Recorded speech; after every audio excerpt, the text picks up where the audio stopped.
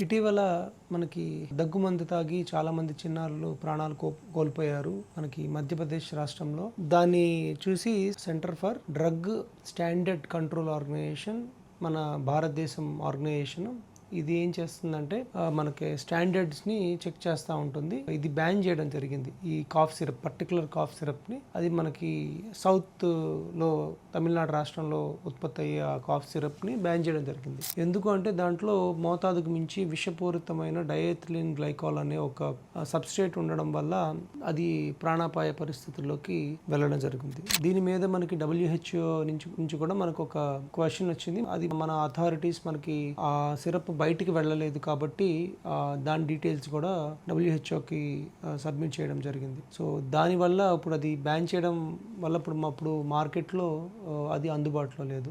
ఇవన్నీ ఎందుకు జరుగుతున్నాయి అనేది మనం గుర్తుపెట్టుకోవాలి. మోస్ట్ కామన్ ఎందుకు, ప్రిస్క్రిప్షన్ లేకుండా మనకి ఓవర్ ద కౌంటర్ వెళ్ళి మెడికల్ షాప్లో మెడిసిన్స్ తీసుకోవడం, మనకి ఏ ప్రాబ్లం ఉన్నా దేనికి వాడుతున్నామో తెలియకపోవడం. రెండోది, ఏ ప్రాబ్లం వచ్చినా ఒకటే పని చేస్తుంది అనుకోవడం. ప్రాబ్లం వస్తే ఒకసారి డాక్టర్ గారు, చిన్నపిల్లల డాక్టర్ గారి దగ్గరికి వెళ్తే ఫస్ట్ అసెస్ చేస్తారు, ఇది ఇన్ఫెక్షనా లేకపోతే వైరలా లేకపోతే బ్యాక్టీరియల్ అని అసెస్ చేసి దానికి తగ్గ ట్రీట్మెంట్ చేస్తారు. అలా కాకుండా మనకి ఏదంటే అది వాడడంలో ఫస్ట్ సరిగ్గా పనిచేయకపోవచ్చు, నెంబర్ 2 దాని సైడ్ ఎఫెక్ట్స్ మనకి రావచ్చు. సో వితౌట్ ప్రిస్క్రిప్షన్ లేకుండా ఏ మెడిసిన్ వాడకూడదు. సో అది మన భారతదేశంలోనే ఎక్కువ జరుగుతుంటుంది. మనకి ఉదాహరణ వెస్ట్రన్ కంట్రీస్లో ప్రిస్క్రిప్షన్ లేకుండా మనకి వాళ్ళకి బలం టాబ్లెట్లు, ఈ జ్వరం టాబ్లెట్లు తప్ప ఇవ్వరు. అదే పద్ధతిలో మనకి సేఫ్టీ రెగ్యులేషన్స్ మనకి ఓవర్ ద కౌంటర్ తగ్గిపోతే పేషెంట్స్ కూడా వెళ్ళి కొనుక్కునే ఆ స్వభావం తగ్గుతుంది. అందరూ మీరు జాగ్రత్త తీసుకొని ప్రిస్క్రిప్షన్ లేకుండా, సజెషన్ లేకుండా మాత్రం ఏ మెడిసిన్ వాడద్దు. Thank you.